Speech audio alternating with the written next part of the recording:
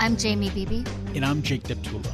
We're the host of the Strictly Stalking podcast. Strictly Stalking is a true crime podcast that explores stalking stories told by the survivors in their own words. Join us every Tuesday as we interview survivors, advocates, and experts to give you a deep dive into the workings of a stalking case. Would you know where to turn if you or someone you know is being stalked?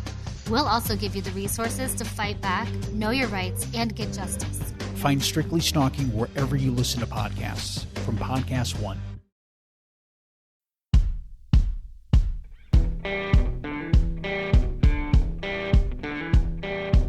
I'm Brett. And I'm Alice. And we are the prosecutors.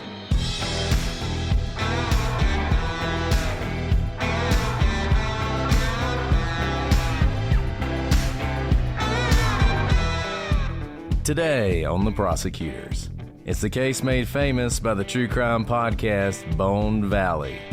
On February 24th, 1987, Michelle Schofield was murdered, and her husband Leo was convicted of the crime. But did he do it?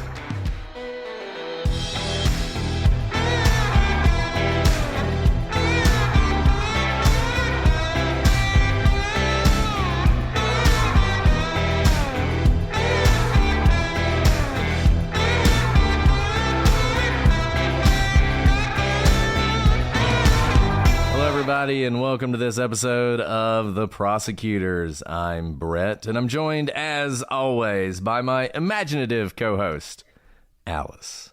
Hey, Brett. You know what? That was actually very kind. It looks like someone decided to be nice starting 2024, which I appreciate, because I've just been speaking sweet nothings for like 35 minutes while you've figured out your equipment, which... Unfortunately for all our live folks, they had to listen to me rant, but for all you listening on podcasts, our wonderful editor has cut it all out. Yes, that's the best part about listening to the podcast as opposed to listening or watching on YouTube. Jason takes care of it all. So thank you, Jason. You're the best. We love you.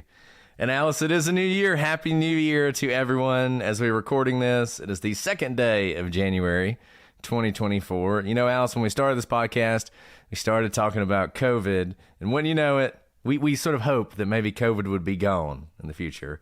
And when you know it, I caught it over Christmas and was knocked out for like 2 weeks. Voice was gone, so if I'm a little scratchy, it's sort of left over from that. But I am feeling worlds better and happy to be back here recording with you and talking about what is, I think, an incredibly fascinating case with a lot of twists and turns.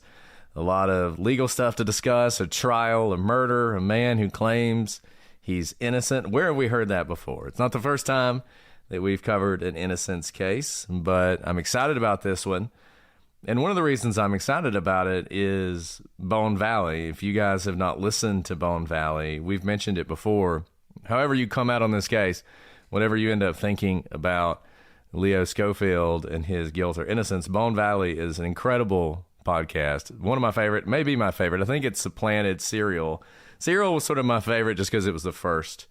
But then you listen to Bone Valley and it is so good. And you're going to enjoy it. And like I said, I think you'll enjoy it whether you agree with the eventual outcome or not. So we definitely recommend listening to that either while you listen to us, before you listen to us, or after you listen to us. I know, Alice, you've mentioned it before. That's one you really enjoyed. Yeah, I think during our Christmas wrap-up, year-end wrap-up, I said that was my favorite podcast of last year, even though I think I was a little late to coming to it, but it's definitely worth a listen. I think the producer, writer of that podcast, Gilbert King, did an incredible job. We'll talk a lot about kind of how you tell a story, even when you have a perspective that you're going in with, and how you go about it in kind of an intellectually honest way. And I think he does a really good job of it. And having met him at CrimeCon, he is just a lovely person as well, and a really, really good journalist.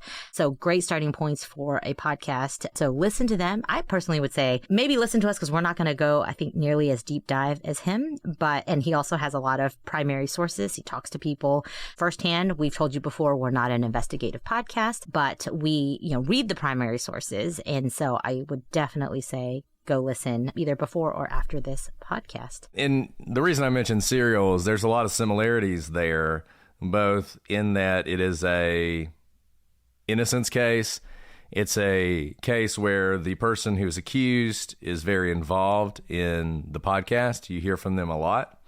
And so there's a lot of similarities between Serial and Bone Valley. I think you'll see that. So if you like Serial, you like Bone Valley. And we have a story. I have a story to tell about Gilbert King because I think it's an interesting one, and I think it says a lot about him.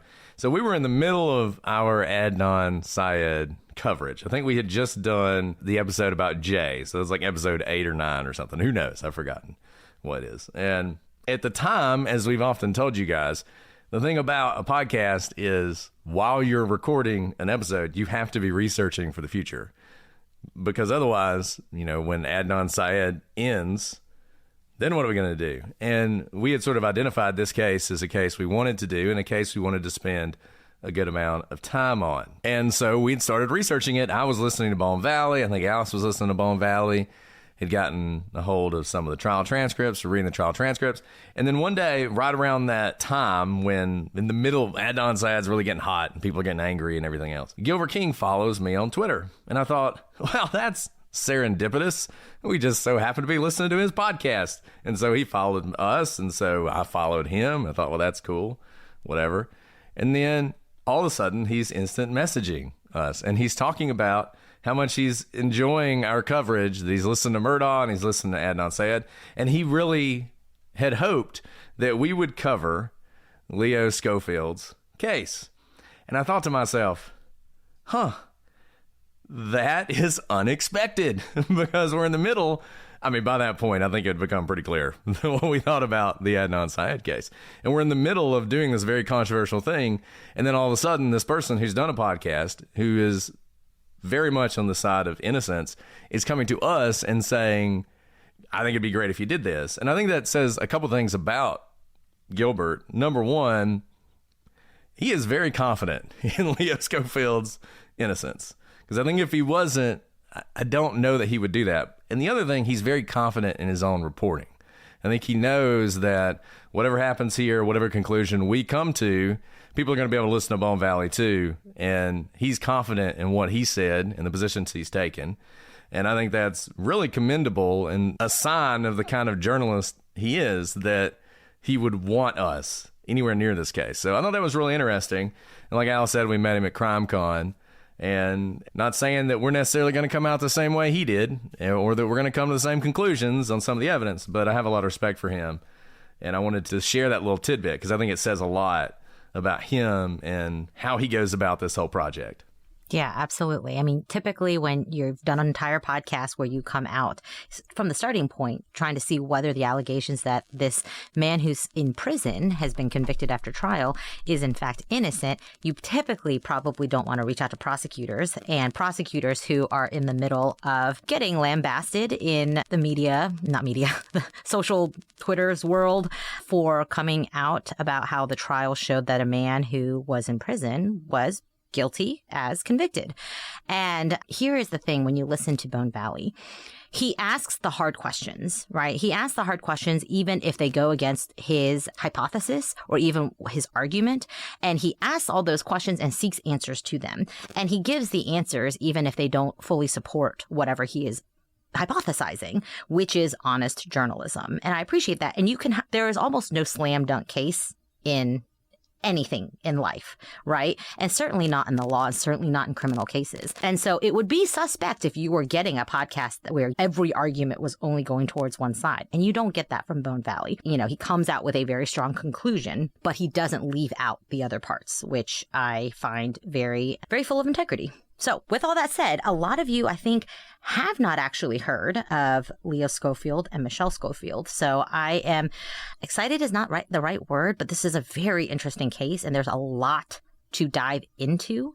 And there's a lot of strange twists and turns in this case. And I think that you guys will really be able to sink your teeth into all that there is to debate about and also think about. And I hope this sparks, what our listeners typically do, very thoughtful conversation, because there is a lot to discuss in this case.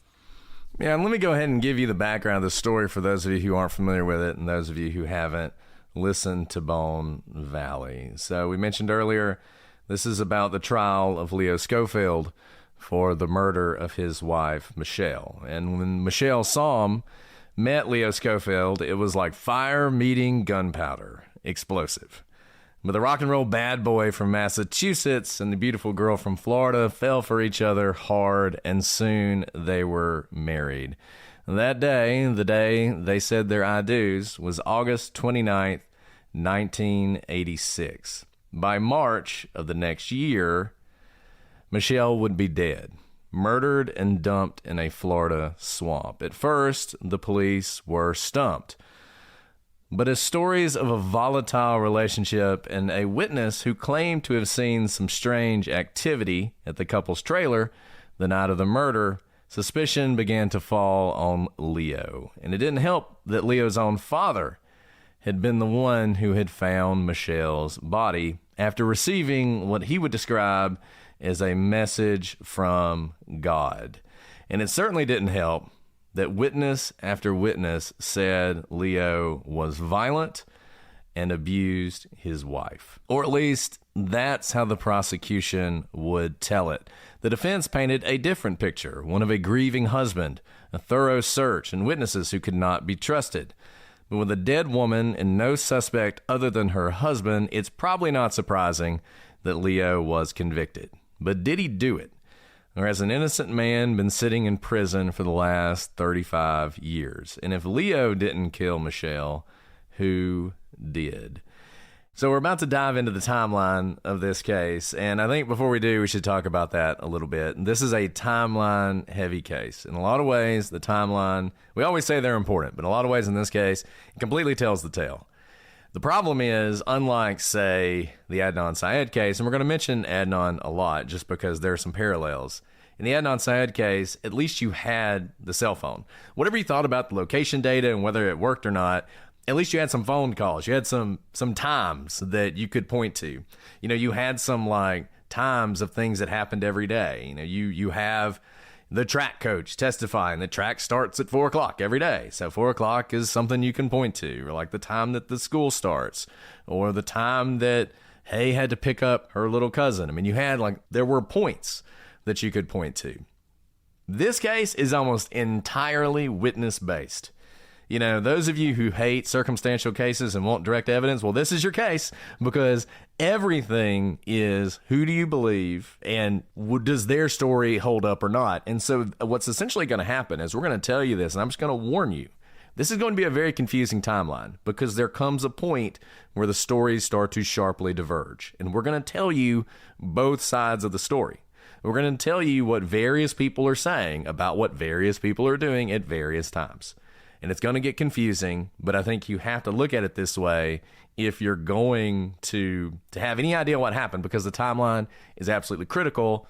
And the other thing we're going to do, we're going to split this timeline in half. Usually we do the whole timeline up to the present. But in this case, because of the way it works, I think the better way to do it is the timeline up to the trial. We'll do the trial, we'll do the evidence, we'll present all that to you, and then we'll pick up later on and continue with the timeline. So that's the way we're going to do this. Just wanted to give you a little heads up before we get started. This is obviously a case we're going to spend some episodes on, which is why we're in no rush, right? Like do it, and want to give you guys some sort of guidepost about how this is going to go. But we wanted to lay that out for you. If you've listened to Bone Valley, you understand what we're saying. If you haven't, trust me, we're going to try and walk you through this as best we can. People say we're repetitive sometimes. We're going to be repetitive in this because we want you to understand what all's going on. So that is my warning to you. And you'll quickly see why there aren't, kind of external guideposts for time. It's because a lot of what's going to happen is in the middle of the night. And this is happening in the 80s with the main characters here, Leo and Michelle, who don't have a phone. And so this is taking us back to a different point in time before we had cell phones, before we had tracking, before we had kind of time literally at our fingertips at every moment of the day. So with all that, let's dive right in. So there's Tuesday, February 24th, 1987 at 8:15 p.m. Michelle gets off work, and she worked as a waitress at Tom's restaurant. She and Leo, they were young. They didn't have a lot of money. They shared a trailer, with some friends. They were doing all they could. She's barely 18. She's barely an adult, really. And so she's working hard to make money for their life together. And so she works there and is getting off that night. And it had been a relatively good night for her. She collected $13 and change in tips. And for her, and at this time, that was a great night of tips. And she was excited about this because every dollar counted for her and Leo. And we know she gets off around this time because the manager of Tom's actually watches her walk over to the Exxon gas station called Sparky's, which is across the street. And she's reported to be wearing a white shirt and red slacks, as well as slip-on shoes. And the reason Michelle went across the street to Sparky's is that she needed some gas for the car that she shared with Leo. She got specifically $3 in gas and she bought a Coke. And she asked the store clerk if there was a payphone. And that, again, is because they had no cell phones. And in fact, they didn't even have a phone in the trailer that they shared. Yeah, I mean, this is really a throwback in a lot of ways. It's a throwback to when everything was a lot cheaper and in many ways simpler. So, yeah. There are no cell phones because cell phones have not been invented at this point. We're all the way back in 1987. And as Alice said, they don't have a lot of money to the point they don't have a phone in their trailer at all. And so they're doing, sort of reminds me of being in high school and having to stop at the payphone and call my parents if I wanted to stay out like an hour longer or whatever. And that's what she's doing. Leo has a job. He works at a factory. We're going to talk about some. It becomes sort of important. But mainly he is in a rock and roll band. He is a rock and roll guy, as we said earlier. You know, he's from Massachusetts. When you listen to Bone Valley, he's got this great Boston, Massachusetts accent, and he's a sort of rock and roll bad boy from up north, down in Florida, where he's met Michelle, and they've gotten married, and they're trying to make ends meet. He's trying to make the band go while also making enough money to keep everything going. So one thing to note, and it's important to note, she asks about the phone, but she doesn't actually use it at this point. So this is 8:15. She's off work, stopped by the gas station, asked about the phone. This is one of those data points we can feel pretty secure is exactly what happened. Yeah. And so around this time, she's getting off work, asks about the phone, doesn't use it. And what about Leo? So around 8:30 to 8:45, we know that Leo is over at Buddy Anderson's house because he's there practicing with his band. And because, as I mentioned previously, Leo and Michelle, they have to share one car. Michelle is the one who has it because she had to get to work that day. And so Leo is waiting for Michelle to come get him after practice. Now, we know that even though Leo didn't have a car, Buddy's dad, Jim, had brought Leo to the house. So that's how he got there. Now, Jim Anderson's wife, Anita, would testify that Leo was upset that Michelle was running late and he was, kind of pacing around being like, where is she? Why hasn't she picked me up yet? Because Leo was expecting her at 8:30. And that would kind of track with the fact that she got off work at 8:15. And I guess the idea was she gets off work, is supposed to come pick him up, which is why Anita remembered around the 8:30, 8:45 time frame because Michelle hadn't come get him yet. Leo was saying things like, where is she? She's late. Why am I still here? And apparently this was a pretty common occurrence for them, that because she had the car, Leo ended up waiting around on her a lot. And it was sort of a sore subject because he at least wanted her to give him a call if she was going to be late. Now remember, she asked about the payphone, but she didn't actually use it. So Leah's sort of waiting around for her to show up. She's not showing up. And he's starting to get a little irritated because it seems like the same thing that has happened before is now happening again. Yeah, that's a great point. We now know of this night as the night that everything happens. And it is now what we are talking about. But at the time that it's happening, this is kind of a regular occurrence, right? They had a really hot and steamy relationship. You heard that it was like incredible sparks, but on the other end, they also had pretty explosive fights. And one of these fights was this kind of, Michelle, why are you late getting me? And when we hear, testimony from other witnesses and also Leo's own testimony, he talks about how this is just a common occurrence and nothing is out of the ordinary, even this night when she's late, because she's always late. This is just one of the many other times that she's late picking him up. Now, the next data point we do have is that at 9 o'clock, Sparky's closes. From that point forward, there would be no witnesses of anything that happened at Sparky's. And as we go through the timeline, you'll see that Sparky's plays a pretty big role here. And it is problematic that it's closed, so we don't have any witnesses and we have to go off on hearsay. And one thing we like to do is sort of guide you if you're wanting to look into this case yourself, because we always talk about you guys should read this stuff. We're going to put the transcript of the trial up on the website so you can read it. One reason this is important is if you do read it, you'll notice the prosecution does a few things that maybe, I don't know, might be considered misleading. So at times, look, this is a murder case, right? And Leo's obviously saying, I didn't do it. Somebody else did it. And so one of the questions is, what are the various places where something could happen? And one place is Sparky's. Could someone have gotten her there? Could someone have attacked her there? The prosecution will put on witnesses who will talk about the fact that they saw her, she came over, she bought the gas, and they'll say things like there was nobody around her. There was no one, she didn't interact with anybody. Well, that's all well and good, but that only does us for 8:15.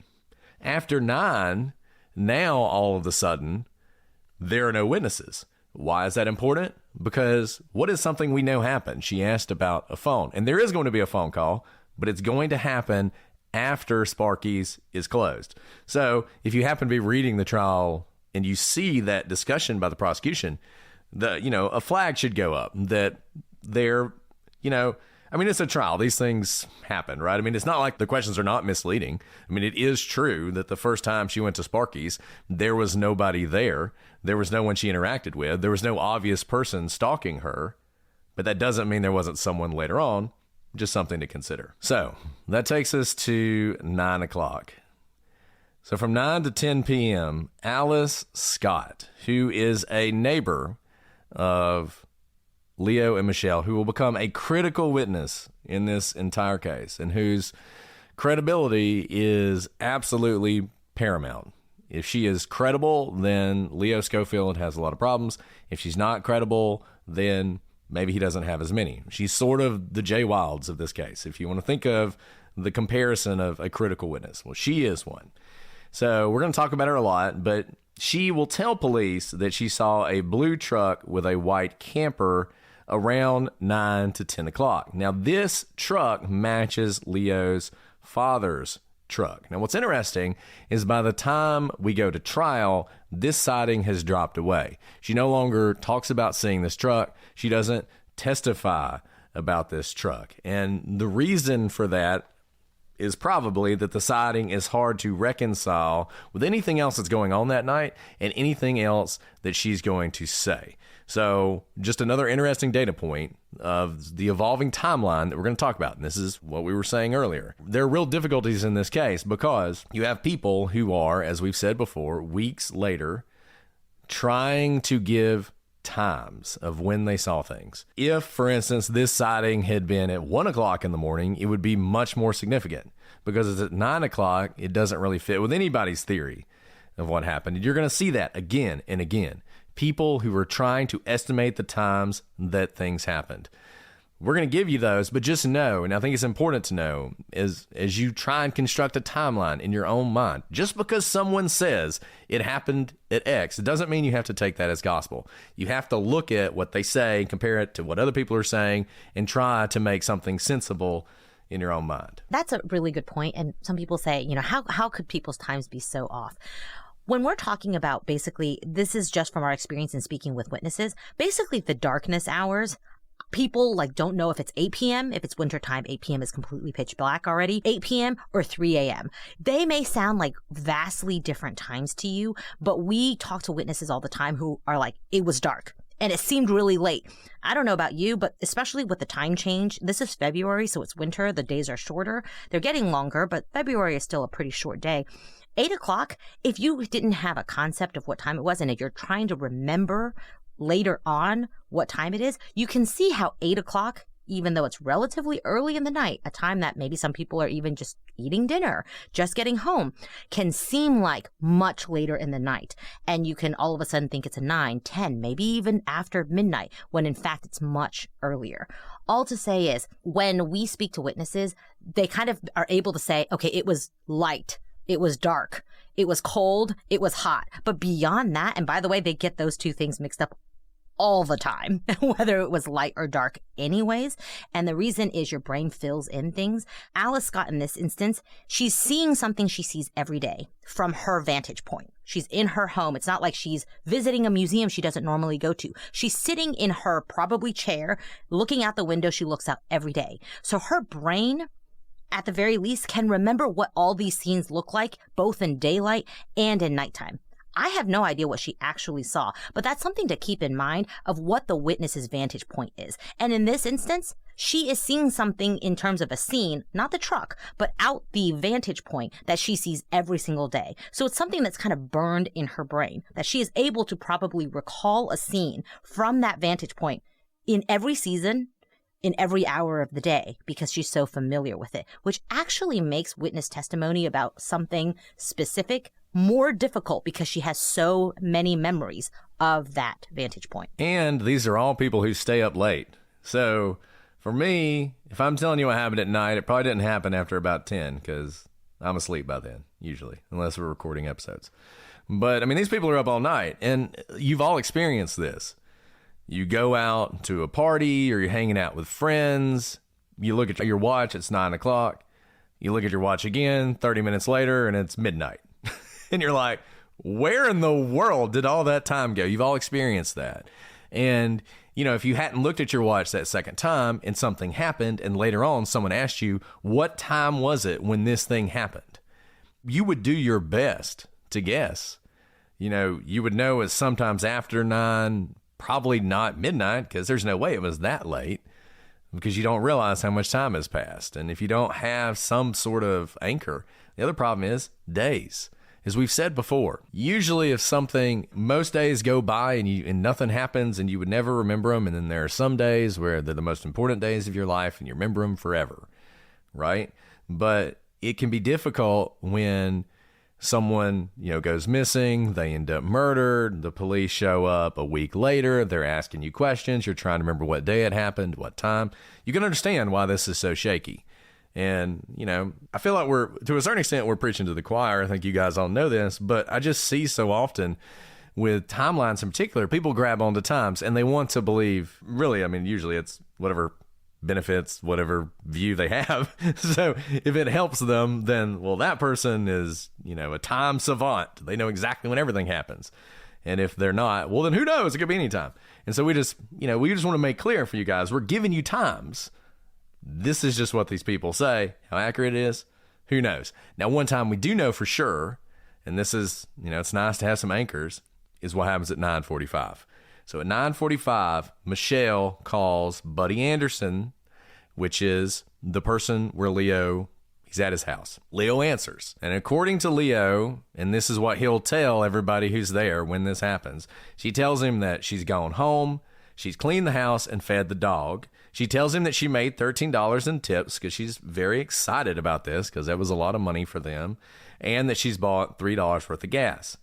And we know, as we said before, Leo and Michelle do not have a phone. So the presumption, and we don't know this for certain, I guess there were no phone records at the time, or maybe it wasn't able to be nailed down, but the presumption is she has driven back to that gas station, the one that she asked the person, do you have a payphone? And she is using that payphone to call Buddy Anderson. And she tells Leo that she's going to get something to eat and then she'll come get him.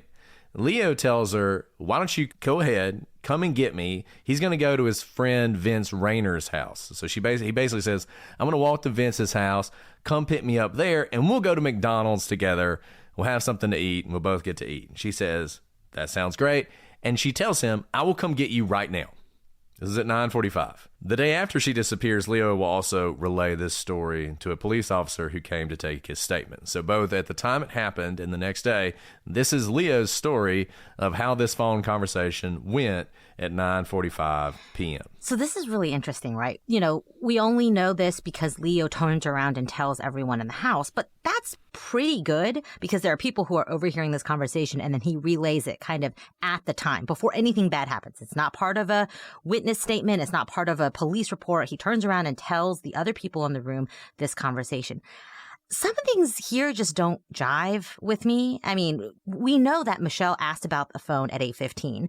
And for those of you, if we haven't been clear or you are like totally born in the aughts and don't understand, when we say Michelle and Leo don't have a phone in their trailer, we mean like a phone, like a corded phone attached to, you know, the ground and has a landline.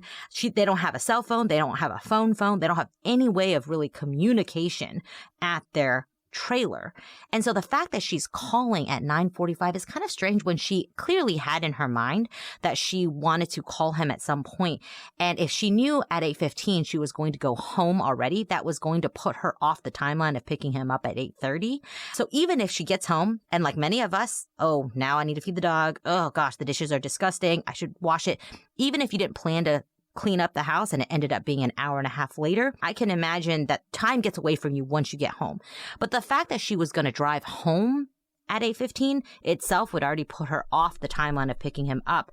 And she had in mind that she was going to call him. So I just, I don't think necessarily go into why she's late, but because the timeline matters here, it's something interesting to note. And we don't have an answer to this because the only one who can answer that question is Michelle.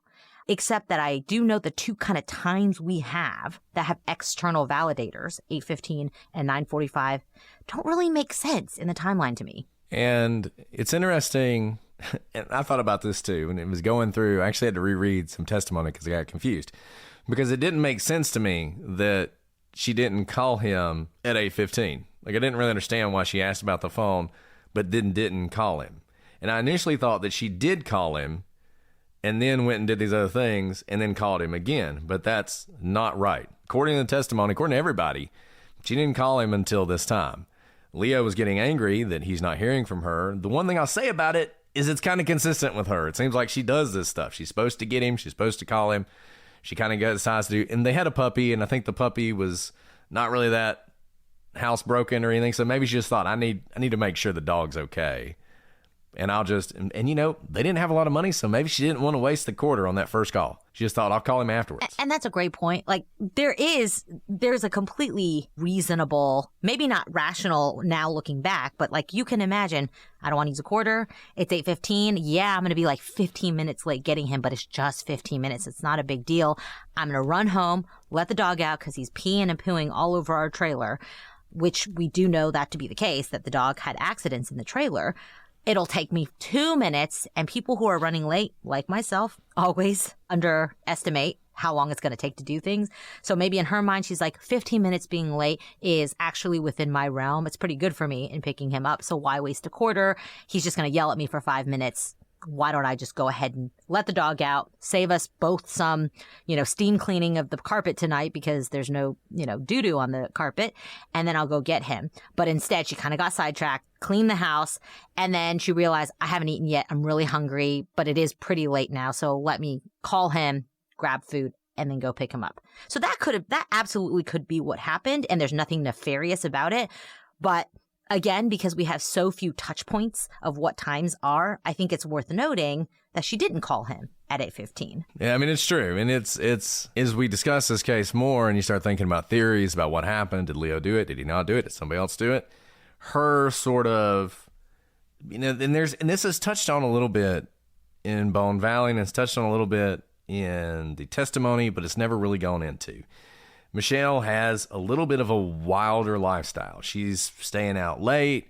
She's hanging out with her friends. She's not always home when Leo wants her to be home. And remember, guys, she's 18. Exactly. She's 18, and she's newly married, but she's still wanting to sort of be alive. Like, there's one point where her brother is actually talking on Bone Valley and talking about this. He's like, "Look, she's young. She wants to. Why are you so upset that she hadn't come home yet. She should be able to hang out with her friends. The problem with that is there are probably a lot of people who we don't really know about who may or may not have had some sort of involvement with her that could be potential suspects who were never followed up on, because I don't know that anybody necessarily knew who they were. That's complete speculation, but there are going to be time gaps, more time gaps like this as we go through, where it's entirely unclear where she was and what she was doing.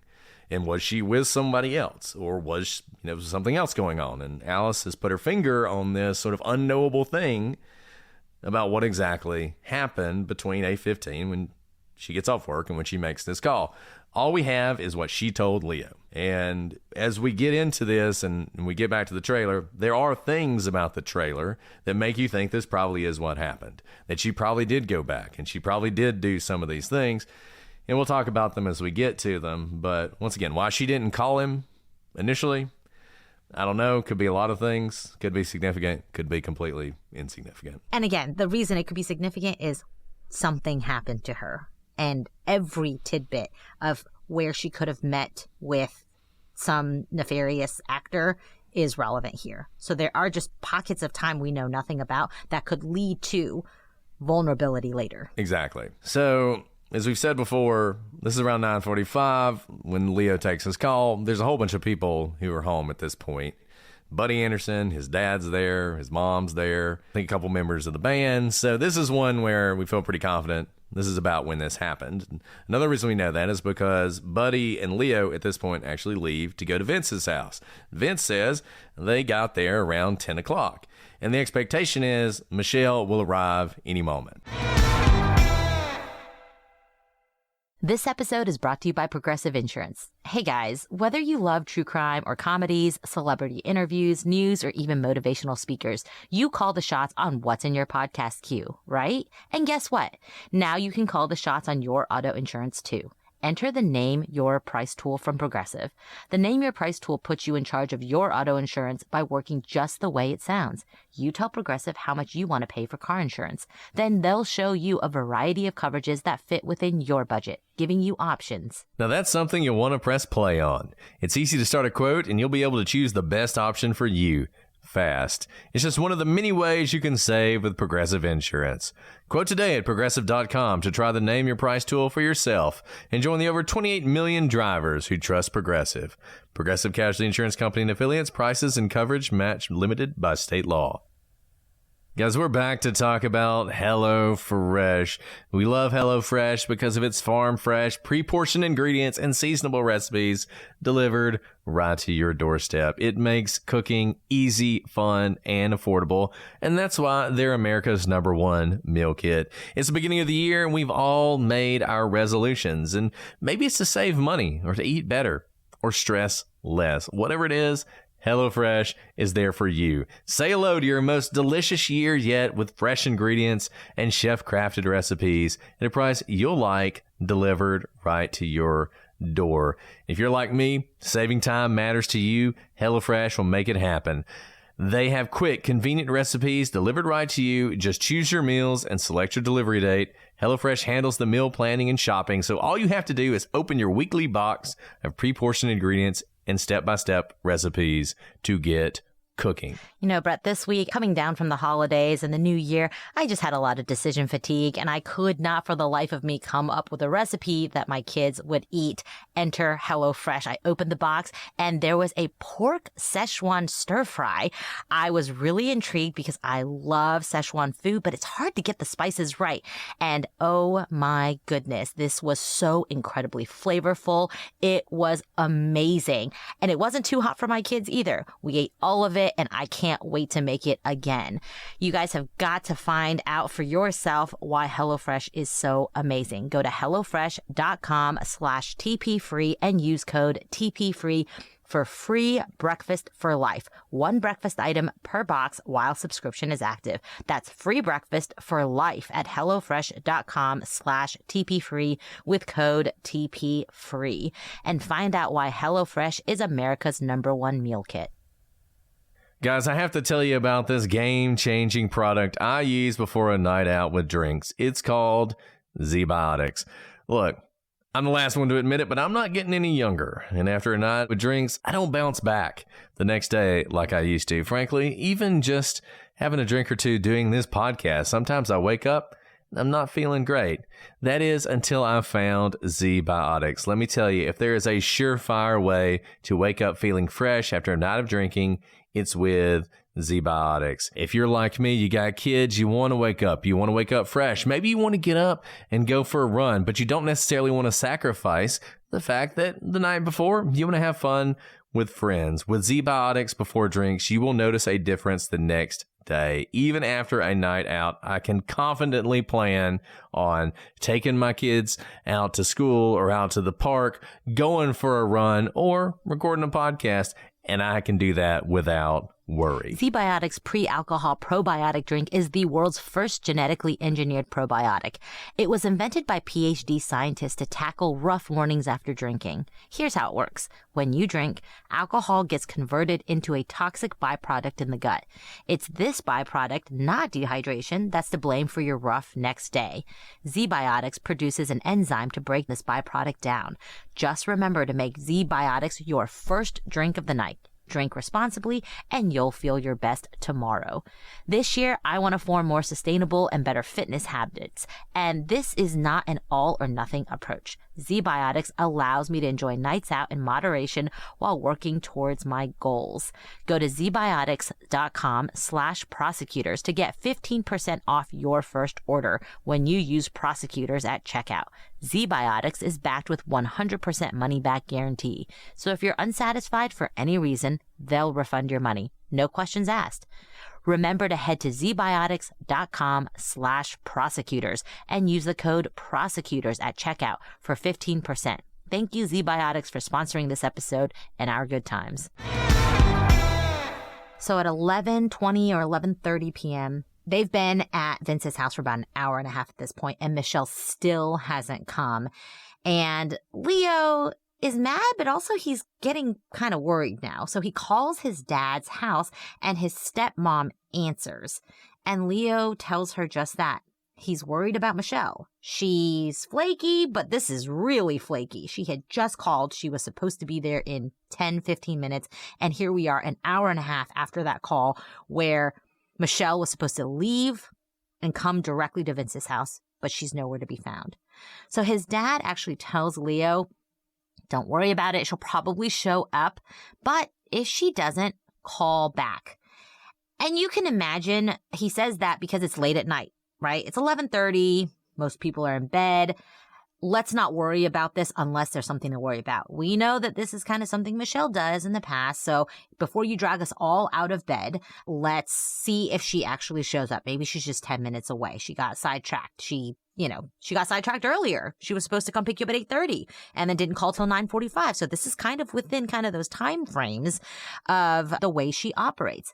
And we know this call happened because Leo's sister, Kristen, who's at home with Leo's dad, will testify to this call at trial. She overhears it. And Kristen remembered looking at the microwave clock and seeing the time because she's asked about it at trial. How do you know what the time is? And many of you have said this before, that you regularly look at your clock so that if ever in the future you're asked to testify, you'll know the time. By the way, that never works for me because I immediately forget the time.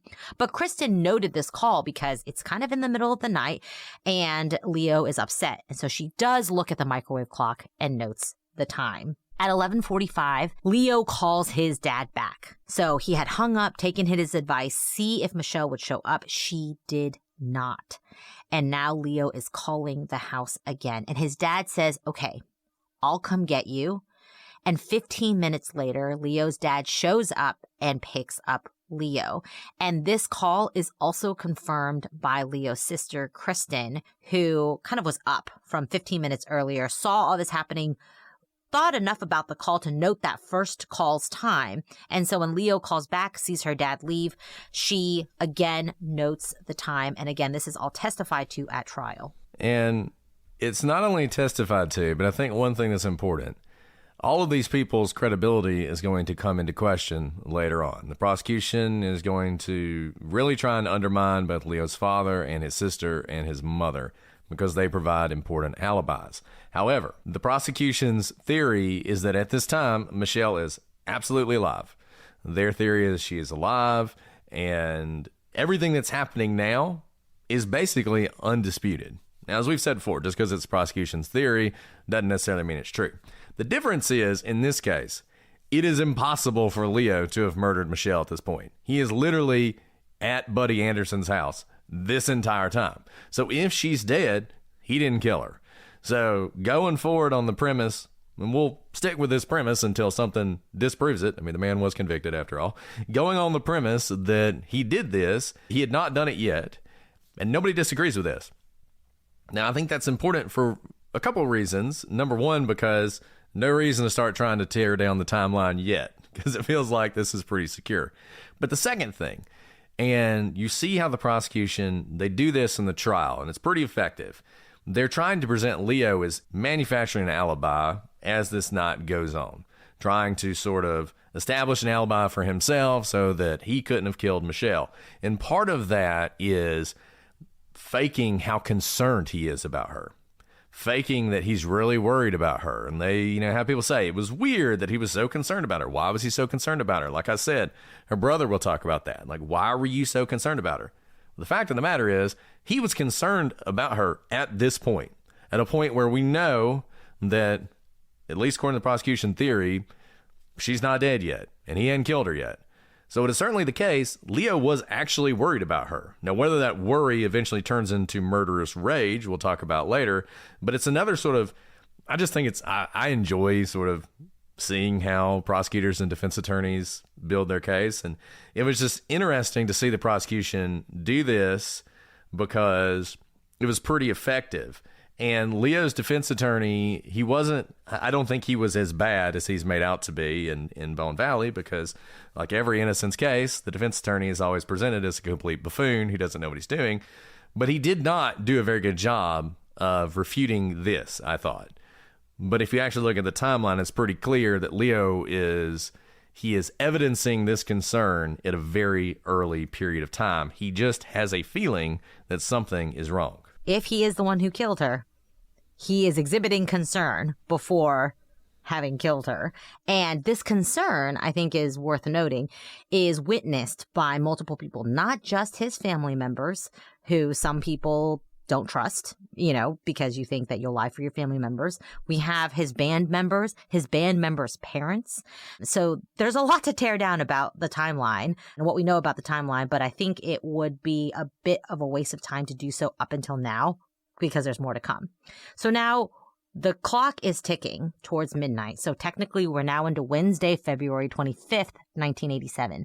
At midnight, remember, Leo's dad came to pick him up, and Leo and his dad now drive around looking for Michelle or the car, because they have the one car, and she had been in it and was going to be in the car to pick up Leo.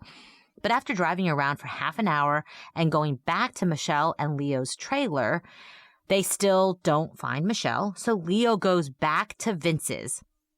And part of this is maybe that's where they were supposed to meet up. That's where Michelle was supposed to get him. So they don't have phones. Going back to Vince's to see if maybe Michelle got caught up, got a flat tire. For whatever reason, we'll talk about it later, she shows up where they were supposed to meet. But at 12:43, Leo shows up at Vince's and he tells him he's worried because Michelle is not there. She's nowhere to be found. And at this point, Leo doesn't just call family members, doesn't keep looking. He actually calls the sheriff's office to let them know that his wife is missing. This is very interesting because he is calling relatively soon. So he's been accounted for in terms of where he is. He's been at Buddy's house. He's been at Vince's house. And he's with his dad for about 40 minutes or so before he's convinced he can't find her. And in those 40 minutes, he then calls the sheriff's office. He doesn't delay. Those of you who have listened to us cover missing person cases know that a lot of police stations won't even take your request seriously if it hasn't been 24 hours, sometimes longer than that, of not hearing from someone. He heard from her just at 9:45, 10:45, 11:45, 12:45. So she hasn't been heard from in just 3 hours, and he calls the sheriff's office. And this call is recorded, and we have that recording, and it catches Leo telling Vince that he doubts that Michelle is screwing around, but if she is, God help her. And Leo mentions that the slightest little thing sets him off, but he also says this is not like Michelle to be this late and to be this unaccounted for. Now, the sheriff's office takes the call. Again, it's the middle of the night, so you probably, you have low staff members there. And they do check the jails to see if Michelle is locked up somewhere. Maybe she caught, some ticket or drunk driving. Who knows? Maybe she is actually in the slammer, and that's why she hasn't been able to call Leo.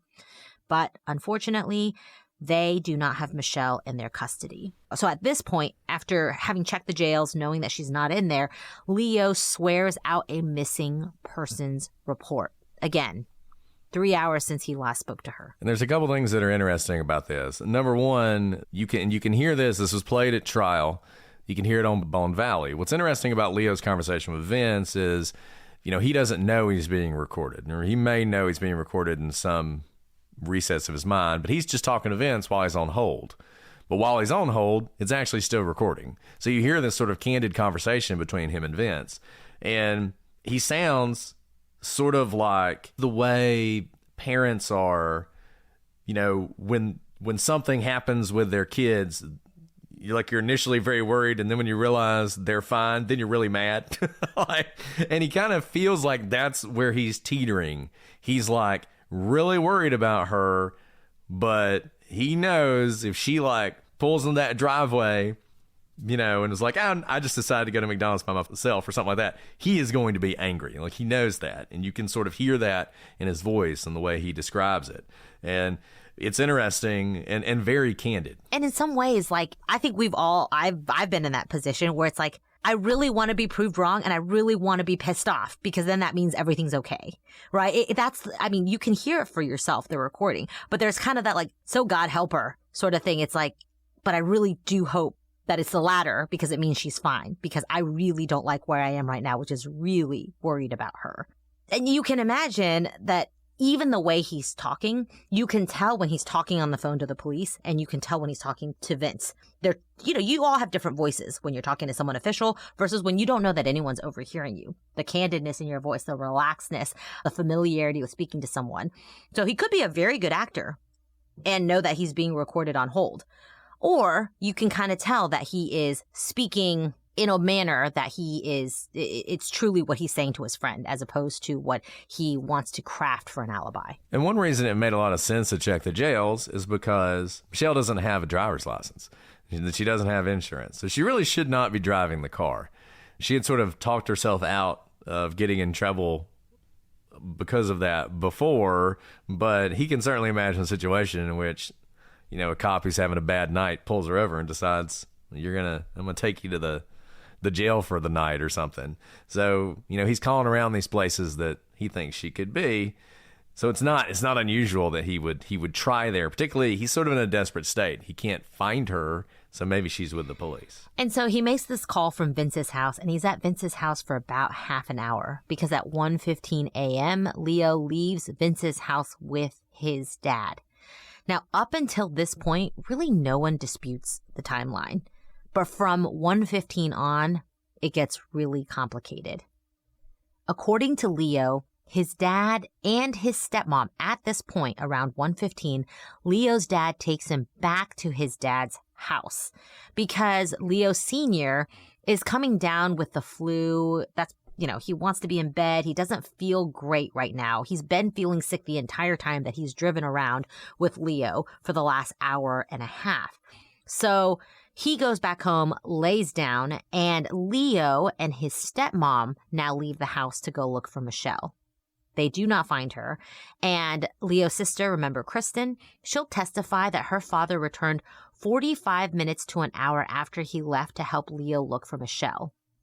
So that kind of comports with the timeline that we have so far. And she will also testify that Leo was with his father when Leo Sr. came home. So again, what we have so far, that they left. We think that they drove around, went to Vince's house, called the police station, swore out the missing person report, and they both came back at the same time. This is relevant, again, because Leo Schofield Jr. doesn't have a car. Remember, Michelle has the car, so he's dependent on his dad to drive around. And what we have Kristen saying is that they left together, came back together. Leo's dad went to go get Leo, and then they both came back to Leo Sr.'s house. Kristen will also testify that when they came back around 1 a.m., her father goes to bed, and then her mom and Leo left. Now, Kristen will testify that they had a gong clock in the trailer, and it would gong at the half hour, and that's why she knows the time so well, because she remembered it gonging around when Leo and his mother left, indicating it was 1:30 in the morning, and Leo's mom will testify to the same timing. So if this testimony is true, Leo's almost certainly innocent, because as his mom would later say, he can't be at two places at once. And Leo is going to run into the classic problem that we've talked about before. Up until this point, he has a great alibi because he's with all sorts of people, including people who are going to testify to some pretty bad things about him later on. So they have a pretty good amount of credibility. But at this point, he's with family. And his alibi depends on his family.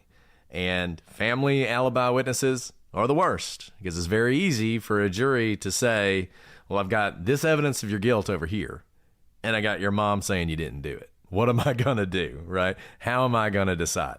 Now, we're going to talk about Kristen and her testimony in more depth later on, but as you can see, she has these things that she can point to about why she remembers certain things happening.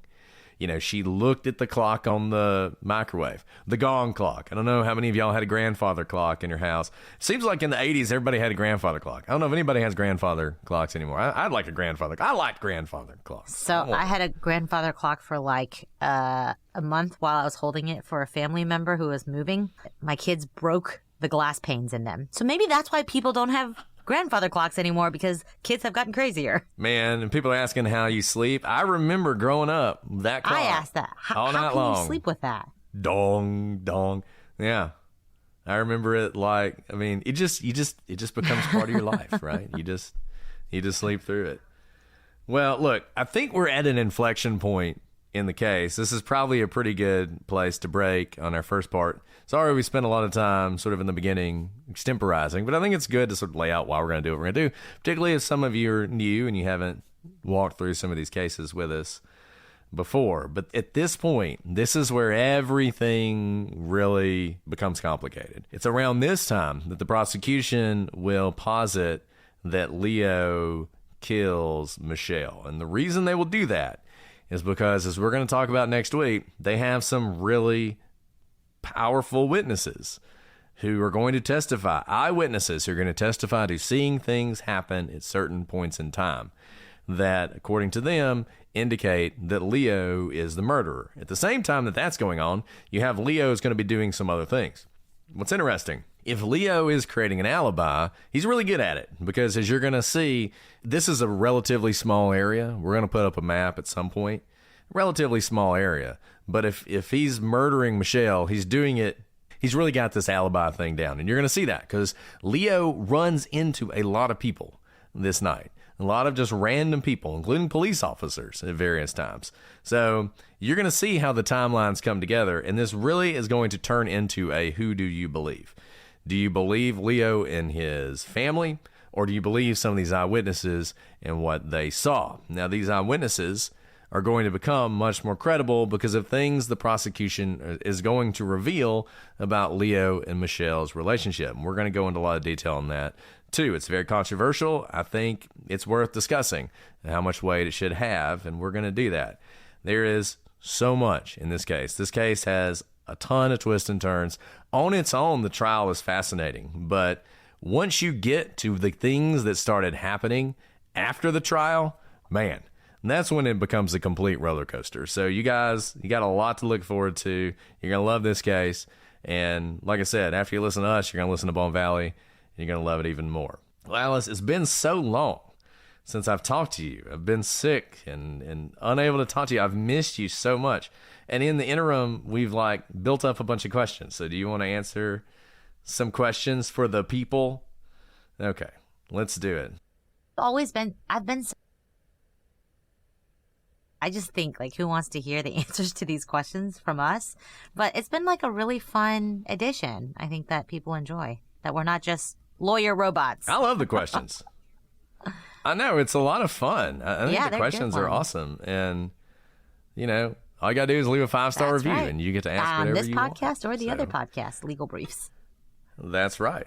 Okay, let's see. If I asked you, I don't know if I've asked you this question, but I'm going to ask it to you anyways. If I asked you that if you were stranded on a desert island with one book, what book would you choose? We did the song. Did we do book? Yeah, I think we did do book. We did the song. That's right. I don't know that we did book. But well, that says Deb's, not Debbie. She wants to know, if you had one book, what book would you choose? Well, I don't think we've done book. I think we've done song. Okay, you can go first if you'd like. Yeah, you're right. We did song. We did song. Let's do it. I don't know. I mean, you know, I guess the righteous thing to do is to say the Bible. Didn't I say that already? Maybe we have answered this question. Let's take the Bible out. Maybe the Bible out. Okay, so taking the Bible out. And then let's answer the question. I think I know what mine is, which is not going to be hard. You know, I love The Great Gatsby, but it's so short. I feel like I need like a really long book. Like I need like the Lord of the Rings trilogy, you know, so that I'll have a ton to read if I'm going to be stranded on a desert island. That's what I'm going to say. Lord of the Rings. People in the chat, I think, probably already have guessed what I'm going to say, which is not going to be a surprise, but I'm going to add a twist to it because it's going to be Little Women, but it's not going to be the first edition, because did you know the first edition is only the first half of, I guess, the movie or the book now is when they're children. The second edition is once they grow up and then, you know, something very terrible happens to Beth. I'm really sorry if I just ruined it for all of you.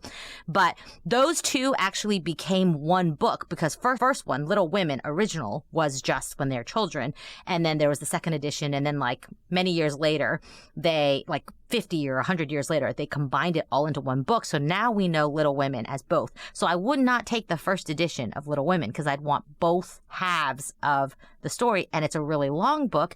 And it kind of goes through from the, you know, simpler times of childhood all the way through all the emotions and, you know, roller coasters of life into the end. And the reason I don't say Harry Potter, even though I showed up to every midnight release of every book and have all of the Harry Potters and cannot wait until I can reread them with my children, is because that's not one book. That's 7 books and potentially more if you look at all the additional books that have come since then. And I can't pick just one book. I would need the entire series. And that would be cheating to take 7 books instead of 1. So that's why I go with Little Women, which is a little bit cheating, except the editors have cheated for me and combined it into one book. That's the advantage of Lord of the Rings. It really is one book all along. Yeah. So, it's so true. It really was. Yeah. It's just so funny when people watch the movie, the first movie, and they were confused about why it ended where it did. They're like, that's right. Like, no, they don't actually take the ring all the way. Right. In the beginning, you're going to have to wait. Okay, so that's one. Let's do one more. Good question. Thanks, Debs. And the reason we're going to do one more is because this person asked a 6-part question. So this is Chaos Coordinator.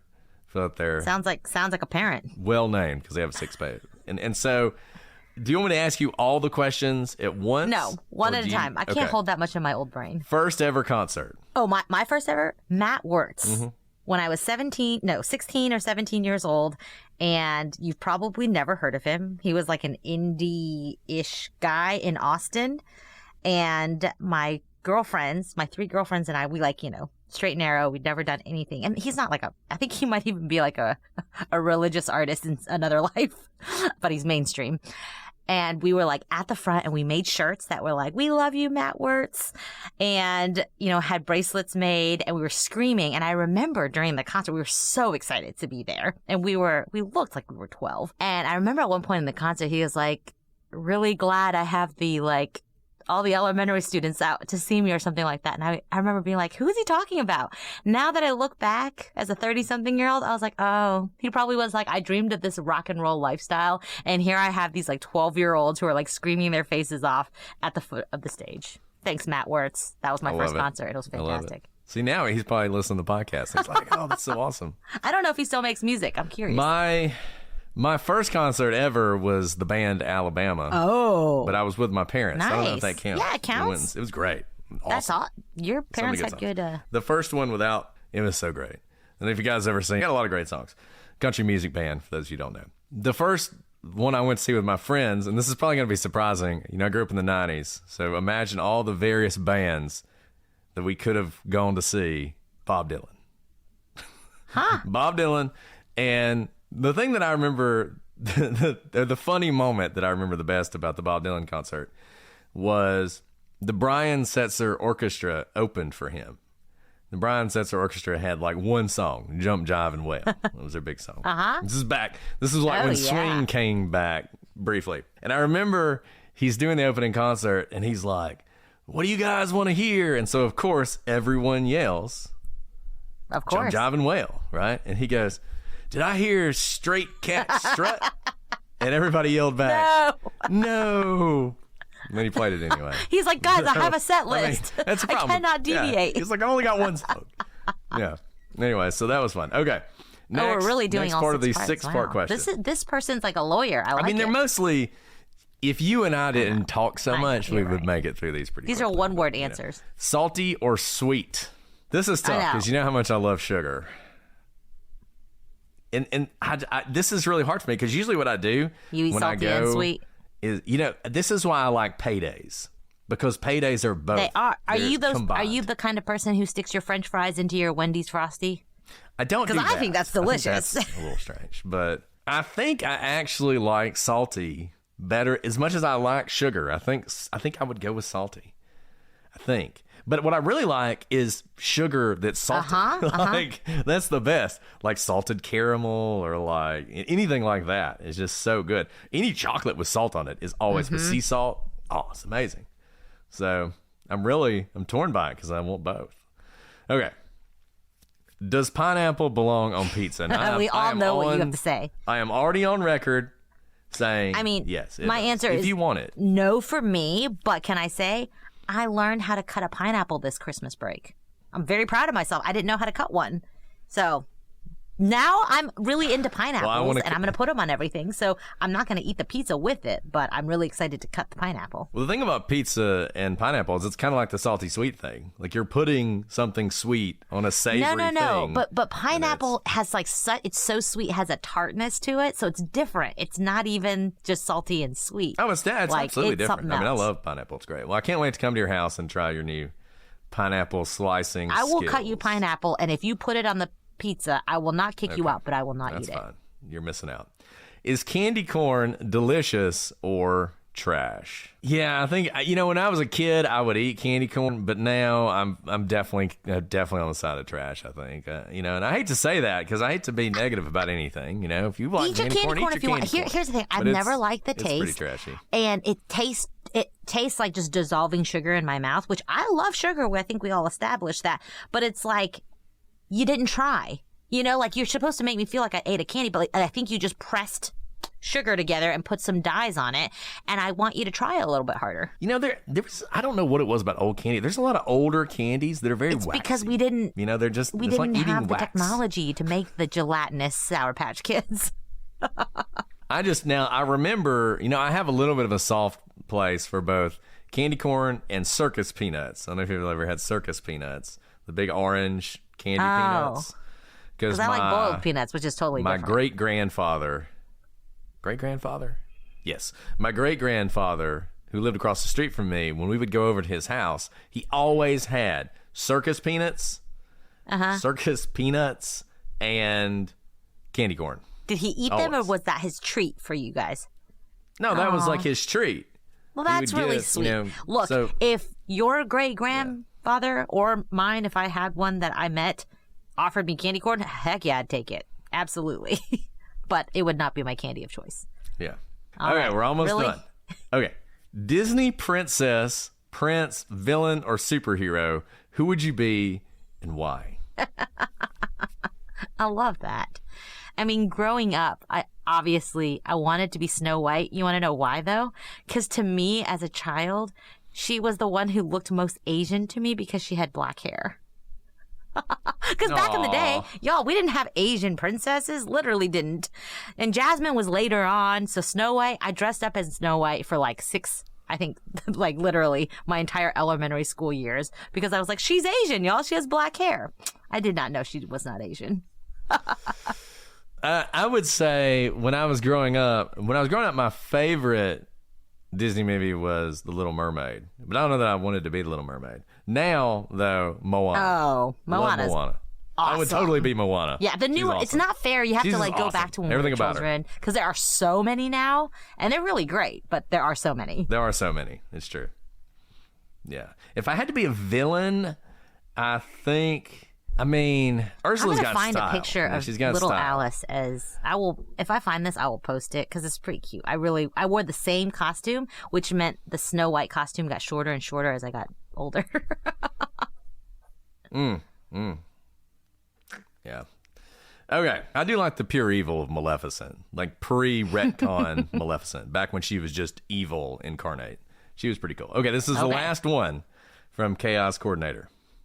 And this one, you'll love this one. Go to coffee order.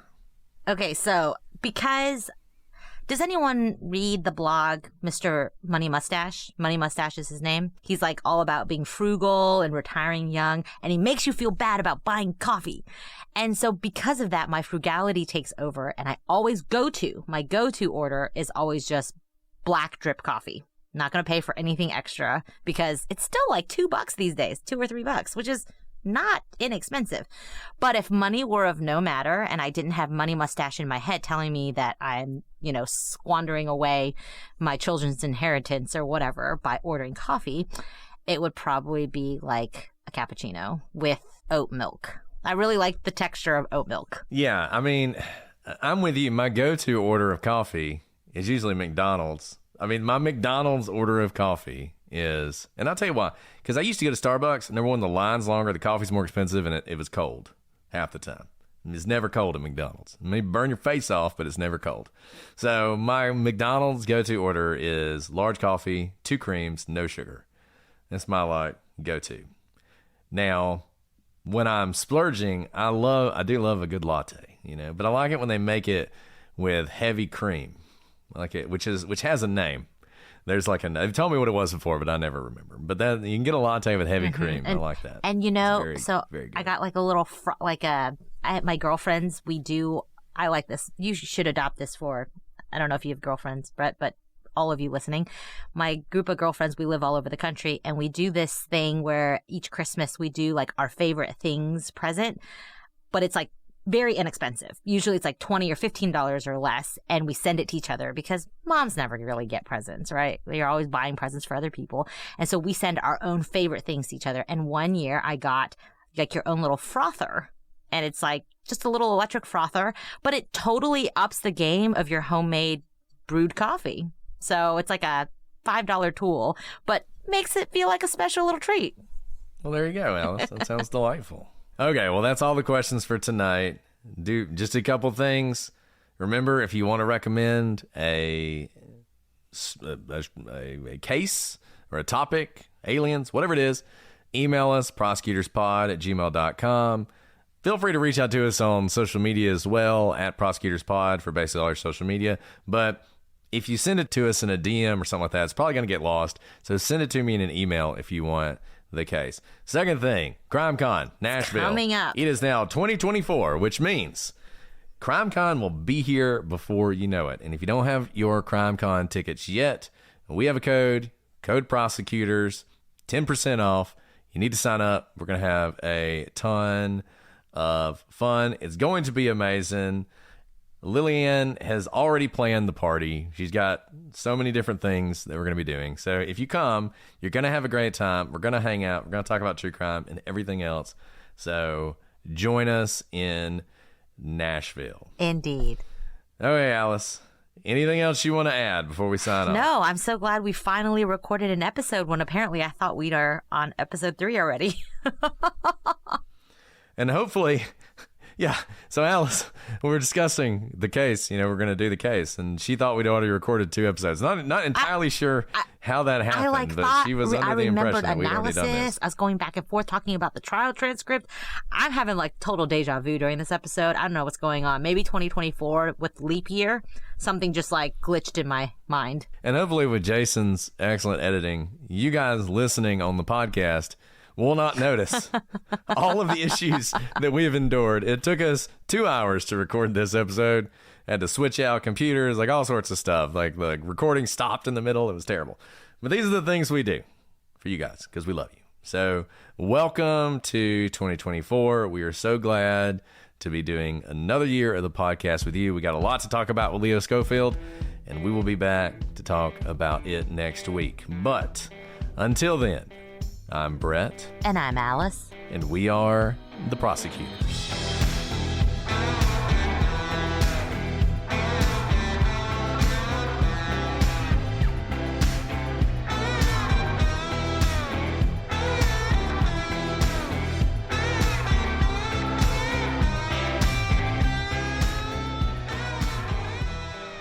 Can't hear you. Okay, and you are not freezing. Say some things. Hello. You have not frozen. That's great. Okay. Okay, you ready? You ready for real this time? If Brittany has to go to the hospital tonight and we have I'm just kidding. I'm not putting this on you. Well, I'm totally kidding. Hopefully we'll get through at least one of these. Oh my goodness. She's gonna be fine. Everybody send her good vibes. I know. No, we counted her breath. She's not in danger zone, so we're good. At any point you need to go, let me know. Yeah, don't worry about it. I will. Okay.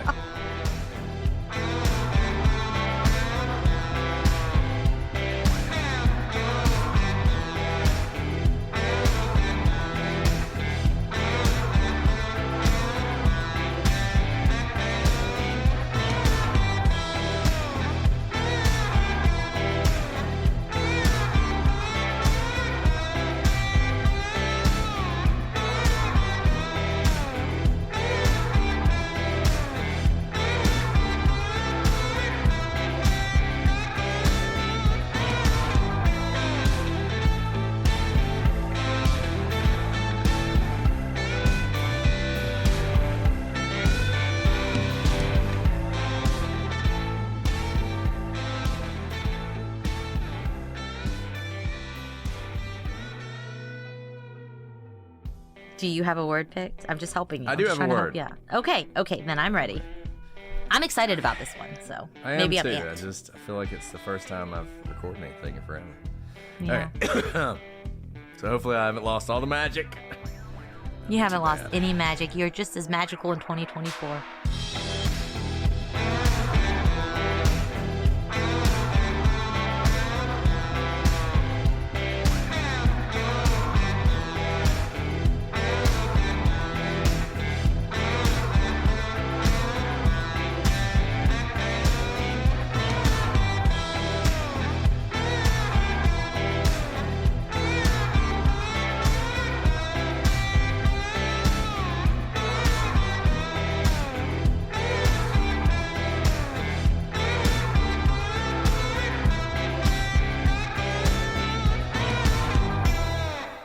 Hold on to your jingle bells. Pluto TV has all your holiday favorites for free. Enjoy our season's greetings category with 9 holiday channels, including holiday movie favorites by Lifetime, Festive Fireplace, Holiday Lights, and Hallmark movies and more. Download the Pluto TV app on all your favorite devices and start streaming holiday favorites on live channels and on demand. With thousands of free movies and TV shows, Pluto TV is your home for the holidays. Pluto TV. Stream now, pay never.